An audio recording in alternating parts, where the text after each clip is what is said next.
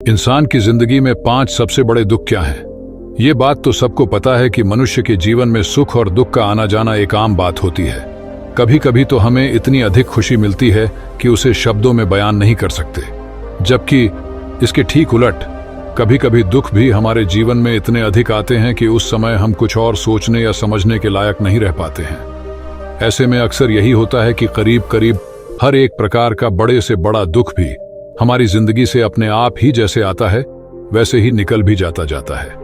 लेकिन क्या आप जानते हैं कि सुख और दुख को लेकर दुनिया के बड़े से बड़े मनोवैज्ञानिकों का यही कहना है कि हर एक व्यक्ति के जीवन में सुख कम और दुख सबसे अधिक बार आते हैं, और यही कारण है कि व्यक्ति के जीवन में सुख से कहीं अधिक समय तक दुख कायम रहता है। मनोवैज्ञानिकों का कहना है कि कुछ दुख तो इस प्रकार के होते हैं कि वे जिंदगी भर पीछा नहीं छोड़ते।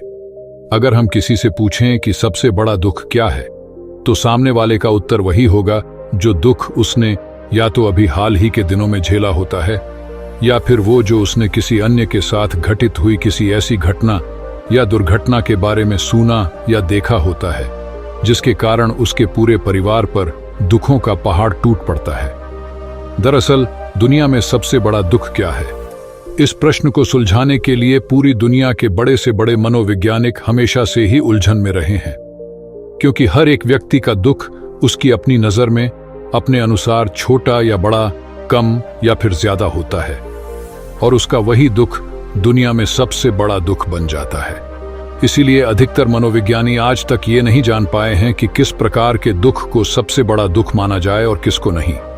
जबकि हैरानी तो इस बात पर होती है कि दुनिया भर के मनोविज्ञानियों और जानकारों में से अधिकतर इस बात पर एकमत दिखते हैं कि दुनिया में सबसे बड़ा दुख अगर कोई है तो वो है स्वयं के द्वारा, स्वयं के लिए वर्तमान में या फिर अपने बीते समय में उत्पन्न की हुई कुछ ऐसी समस्याएं जिनको कि बाद में वही व्यक्ति विवश होकर झेलता है, और यही सबसे बड़ा दुख बन जाता है। हालांकि कुछ दुख ऐसे भी होते हैं जो अनायास ही आते हैं, लेकिन वे इतने अधिक नहीं होते हैं जो स्वयं के द्वारा, स्वयं के लिए उत्पन्न दुखों के समान भयंकर हों। आपको जानकर हैरानी होगी कि दुनिया भर के तमाम मनोविज्ञानियों और जानकारों ने ऐसी ही कुछ समस्याओं का जिक्र किया है। उनमें से अधिकतर तो पहली नजर में बहुत ही साधारण या फिर आम बात लगती है, लेकिन सच तो ये है कि कोई इस बात पर विश्वास ही नहीं करना चाहता कि आपका वर्तमान और भविष्य ऐसी समस्याओं में उलझ कर रहा जाता है।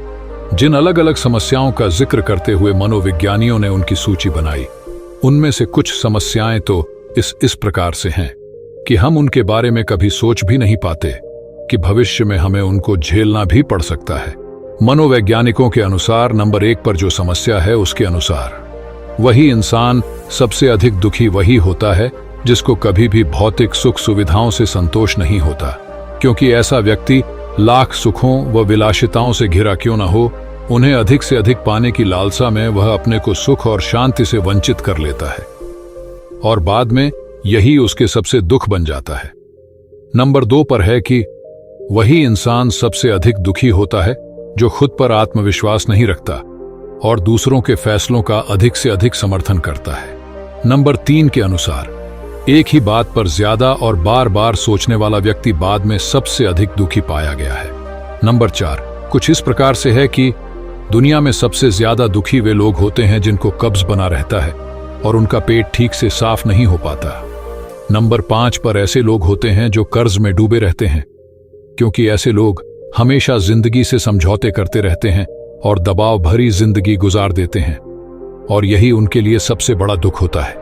इसीलिए हमारे शास्त्रों में कहा गया है कि अगर इंसान का शरीर स्वस्थ है तो उसे सारी दुनिया आनंदमय लगती है, लेकिन अगर इंसान का शरीर स्वस्थ नहीं है तो उसे धन दौलत और ये पूरी दुनिया सब कुछ बेकार लगने लगती है।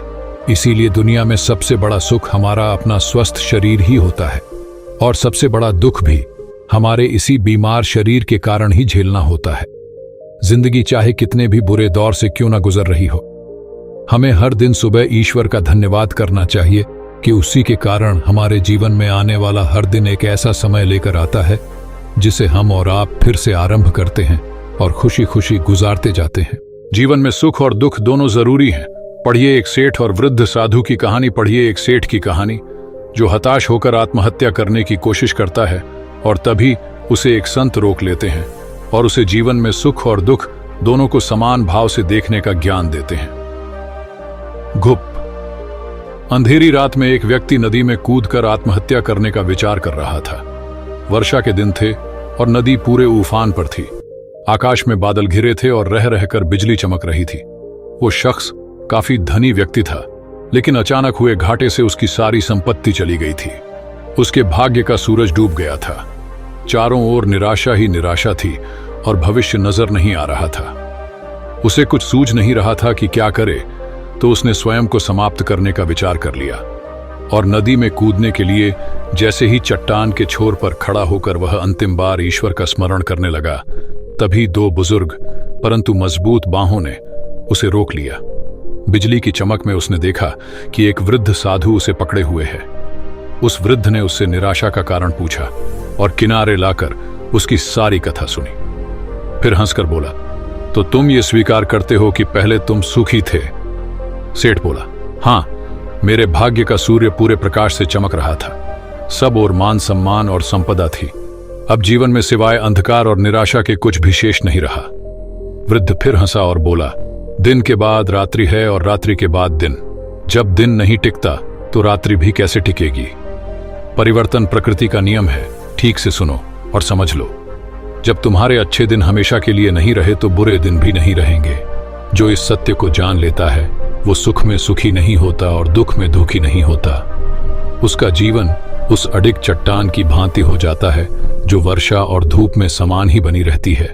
सुख और दुख को जो संभव से ले, समझ लो कि उसने स्वयं को जान लिया। सुख दुख तो आते जाते रहते हैं, यही प्रकृति की गति है। सोचो, यदि किसी ने जीवन में एक जैसा ही भाव देखा, हमेशा सुख का ही, जिस चीज की आवश्यकता हुई उससे पहले वो मिल गई, तो क्या वो कुछ उपहार पाने की खुशी का अनुभव कर सकता है? दुख न आए तो सुख का स्वाद क्या होता है ये कोई कैसे जाने। इसीलिए जीवन में सुख और दुख दोनों जरूरी हैं। जो इस शाश्वत नियम को जान लेता है उसका जीवन बंधनों से मुक्त हो जाता है। सुख और दुख मानव के कर्मों का ही परिणाम है। सुख और दुख कहते हैं मनुष्य सुख में प्रसन्न होता है जबकि दुख में रोता है। ऐसी स्थिति में जन्म के समय शिशु के रुदन को क्या कहेंगे? निश्चित ही उसे सुख नहीं कहा जाएगा, क्योंकि सुख या प्रसन्नता में आंखों का नम होना तो स्वाभाविक है, मगर इस प्रकार का क्रंदन नहीं। कहते हैं कि मनुष्य सुख में प्रसन्न होता है जबकि दुख में रोता है। ऐसी स्थिति में जन्म के समय शिशु के रुदन को क्या कहेंगे? निश्चित ही उसे सुख नहीं कहा जाएगा, क्योंकि सुख या प्रसन्नता में आंखों का नम होना तो स्वाभाविक है, मगर इस प्रकार का क्रंदन नहीं। आखिर जन्म के समय शिशु के रोने का क्या कारण है? विज्ञान के अनुसार जन्म के समय शिशु का रोना एक स्वाभाविक प्रक्रिया है।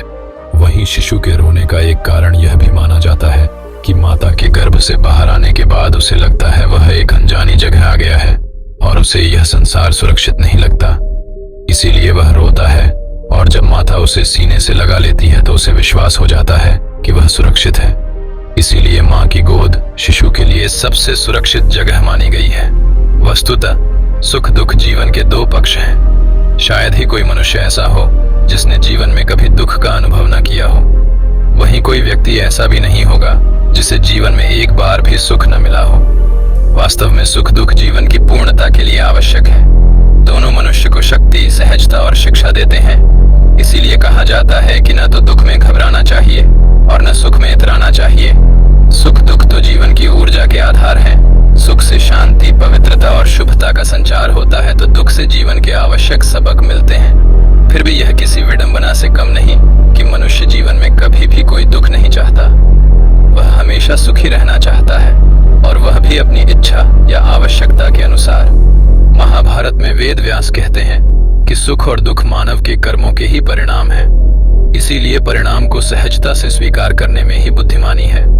जो परिणाम को सहजता से स्वीकार कर लेता है वह अनेक प्रकार की विसंगतियों और मनोविकारों से बच जाता है। इसी में जीवन के सुख का सूत्र निहित है।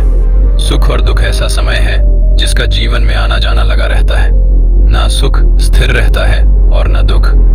इसलिए कहा जाता है कि आज सुख है तो दुखों से निपटने की तैयारी कर लें, और दुख है तो सुख आने का धैर्य रखें। व्यक्ति हर तरह से दुखों का समाधान ढूंढ लेता है, लेकिन कुछ ऐसी परिस्थितियां आ जाती हैं जो उसके जीवन के सबसे बड़े दुख का कारक बनती हैं। ऐसी परिस्थितियों से व्यक्ति इतना दुखी हो जाता है कि खुद को टूटा हुआ सा महसूस करने लगता है।